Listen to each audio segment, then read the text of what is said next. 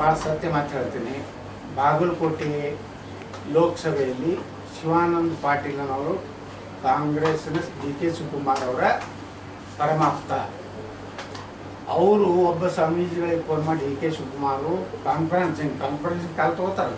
Swamiji DK Shivakumar Shivananda Patil, Swamiji ನಮ್ಗೆ ನೀವೆಲ್ಲ ಆಶೀರ್ವಾದ ಮಾಡಿರಿ, ಲಿಂಗಾಯತರು ಶಿವಾನಂದ ಪಾಟೀಲ್ ನಮ್ಮ ಮನುಷ್ಯ ಅದಾನೆ, ನಾವು ಒಕ್ಕಲಿಗರು ಒಂದಾಗಿ ಈ ಸಿದ್ದರಾಮಯ್ಯವ್ರನ್ನ ಲೋಕಸಭೆ ಎಲೆಕ್ಷನ್ ಮುಗಿದು 15 ದಿವಸನಾಗ ನಾವು ಉಳಿಸ್ತೀವಿ, ಅದಕ್ಕೆ ನಿಮ್ಮ ಸಹಕಾರ ಇರಲಿ. ಸಿದ್ದರಾಮಯ್ಯ ಒಟ್ಟೆ ಯಾವ ಸಂದರ್ಭ ಸೋನಿಯಾ ಗಾಂಧಿ ಮತ್ತು ರಾಜೀವ್ ಗಾಂಧಿ ರಾಹುಲ್ ಗಾಂಧಿ ಇವರಿಬ್ಬರೂ ನಾವು ಮಾತಾಡಿದ್ವಿ. ನಂದು ಈಗಾಗಲೇ ಹೇಳಕತ್ತಾರಲ್ಲ ಅವ್ರು ಒಕ್ಕಲಿಗರ ಸಮಾಜನಾಗ ಏನು ಹೇಳ್ಯಾರ, ನಾವು ಒಬ್ಬ ಒಕ್ಕಲಿಗರ ಮುಖ್ಯಮಂತ್ರಿ ಆಗೋಂಬೇಕು ಅಂದ್ರೆ ಸಿದ್ದರಾಮಯ್ಯನವ್ರನ್ನ ಇಳಿಸುವಂಥದ್ದು ಎಲ್ಲ ಅವ್ರ ಅಜೆಂಡಾ ತಯಾರಾಗಿದೆ. ನಾನು ರಾಜ್ಯದ ಹಾಲ ಮತ್ತು ಸಮುದಾಯದವರಿಗೆ ವಿನಂತಿ ಮಾಡ್ಬೋದೇನೆಂದರೆ, ನಿಮ್ಮ ಸಿದ್ದರಾಮಯ್ಯ ಕರ್ನಾಟಕದಲ್ಲಿ ಮುಖ್ಯಮಂತ್ರಿ ಆಗಿ ಮುಂದುವರಿಬೇಕಾದ್ರೆ DK ಶಿವಕುಮಾರ್ ಚೇಲಾಗಳು ಎಲ್ಲೆಲ್ಲಿ ಇರ್ತಾರ ಅವ್ರನ್ನೆಲ್ಲ ಸೋಲಿಸಿದ್ರೆ ಮಾತ್ರ ಸಿದ್ದರಾಮಯ್ಯನವರು ಮುಖ್ಯಮಂತ್ರಿಯಾಗಿ ಮುಂದುವರಿತಾರೆ.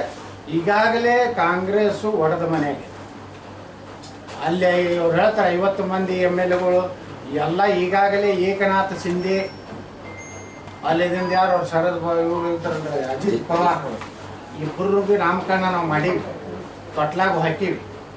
ಅವರಿಬ್ಬರು ಈಗ ಹುಟ್ಟ್ಯಾರ, ನಾಮಕರಣ ಆಗೈತಿ. ಈ ಲೋಕಸಭೆ ಎಲೆಕ್ಷನ್ ಪ್ರೌಢಾವಸ್ಥೆಗೆ ಬರ್ತಾರೆ, ಸರ್ಕಾರ ಬೀಳ್ತದೆ.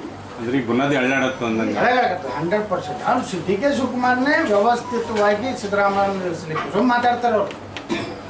ಸಿದ್ದರಾಮಯ್ಯವ್ರು ಹೇಳ್ತಾರೆ ಮೈಸೂರು ಮತ್ತು ಚಾಮರಾಜನಗರನಾಗ ನೀವು 60,000 ಲೀಡ್ ಕೊಡದೇ ಇದ್ದರೆ 2 ಲೋಕಸಭಾ ಗೆಲ್ದಿದ್ರೆ ನಮ್ಮ ಕುರ್ಚಿ ಹೋಗ್ತದಂತ ಸಿದ್ದರಾಮಯ್ಯ ಹೇಳ್ತಾರೆ. DK ಶಿವಕುಮಾರ್ ಹೇಳ್ತಾರೆ ನೀವು ನನ್ನ ಪರವಾಗಿರುವ ಮಂಡ್ಯದು ನನ್ನ ತಮ್ಮ